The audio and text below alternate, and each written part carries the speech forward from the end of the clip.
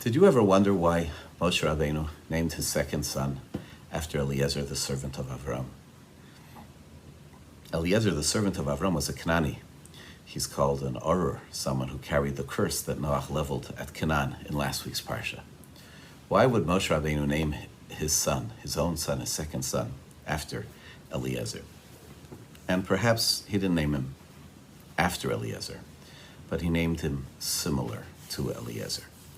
Chazal tell us in the Pirkei of Eliezer that Eliezer was actually a gift to Avram. When Avram Avinu was spared miraculously from the Kivshon Ha'esh, from the fiery furnace of Nimrod, all the leaders of the time gave Avram Avinu gifts, acknowledging who he was, his status, that Hashem was with him, Nasi Elokim. And so did Nimrod. Even Nimrod, who had thrown him into the Kivshon Ha'esh, acknowledged Avram and gave him a gift. And the gift was Eliezer. According to some versions in Medrash, his son, as the Targum Yonasan says in our Parsha, others, an Eved, a servant of his, he gave over to Avram, acknowledging Avram's greatness.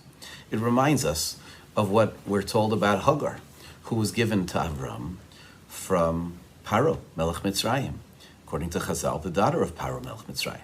When he saw the miracles that had happened to Avram, around Avram and Sarah, so he said, Paro said, I'd rather that my daughter be a maidservant in his house than a princess in mine. And so he gave over Hagar to them. And Eliezer was similar, an acknowledgement from Nimrod, who has his own connection to Paro Melech Mitzrayim. So who named him Eliezer? We can posit the following. Moshe Rabbeinu gave his son the name Eliezer because he said, Ki Elokei avi bezri vayatzileni mecherev Paro. Eliezer carried the name because Hashem was with him, helping him, saving him from the sword of Paro. Moshe Rabbeinu had to run away from Mitzrayim.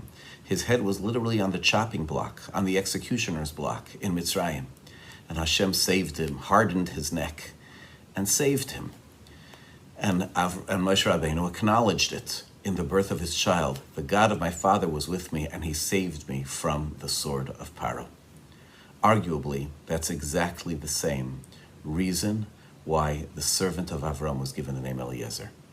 Avram Avinu came out of Ur Kasdim. He had no children at that point. Eliezer was Avdo Zakan Beiso, the Yoresh, perhaps the heir apparent of Avram Avinu. He was like his child, and he gave him a name. And the name was Eliezer, Ki Elokei avi bezri vayatzileni mekivshon ha'esh. Because Hashem, the God of my father, was with me, and he saved me from the fiery furnace. The name Eliezer isn't named after Eliezer. The name Eliezer is a reiteration of the same theme. At a moment of hopelessness, HaKadosh Baruch Hu swooped in and saved him. The Gemara's famous expression of that is, Afilu cherev chada munachas al tzavaro, al yisyayesh min harachmim. A person who even has a sharp sword across his neck, he shouldn't despair. Or there's another nusach, another text, Yimna atzmo, should refrain from rachmim, from davening. Moshe Rabbeinu was literally that way. He had the sharp sword across his neck, and HaKadosh Baruch Hu saved him. Avram Avinu, in the Kivshon Ha'esh, and Hashem saved him. The name Eliezer recognized that inability to give up hope at any time. We're introduced to Eliezer in our Parsha, not by name. His name isn't given, but rather, his name is given when it comes to the Mesech Eliezer, but when it comes to the battle which Avram Avinu has against the Arba Malachim, the first time that he comes up is Vayorek es Chanichav Yilidei Beiso Shmona Asar Shlosh Meos. He got into motion his students, those who had been born in his house, 318. And Rashi brings, Chazal say it's Eliezer. The gematria of the name Eliezer is 318. He was the one who went with them in battle. Is that not that battle? 318 soldiers or one against four kings of empires. These weren't like the 5 kings of Sodom and Amorah, 4 kings of empires. And Avram is going to fight them himself, because he doesn't despair. He doesn't despair. So noted Rav Tzadok HaKohen. This story, like so many stories in the story of our people of Klal Yisrael, is a story of no despair, Never is there grounds for despair. HaKadosh Baruch Hu works miracles.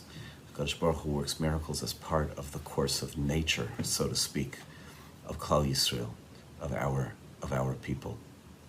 And notice Rav Tzadok something astounding. There's a word for despair, which we noted before in quoting the Gemara. Al yisyayesh min harachmim. Yiyush, or some pronounce it Yeyush. What's the numerical value? What's the gematria of Yeyush? Yud, Aleph, Vav, Shin is 317. Eliezer is 318. Eliezer is to overcome, to go beyond, to surpass Yush, to overcome despair. Lecha Avi Bezri, the God of our Father who helps us, is the one who always helps us to overcome despair. This is the idea that stands behind Klal Yisrael. This is the idea which is our past and therefore our future.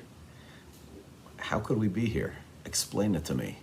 From the fiery furnace of Avram at the beginning of the Jewish people to the fiery furnaces that consumed 6 million of our brethren in our own time. And we're still here and strong and revitalized. It's because there is no such thing in the world of the Jewish people as Yush. We're the people. Elokei Avi Be'ezri Vayatzileni, the God of our fathers, supports us and saves us.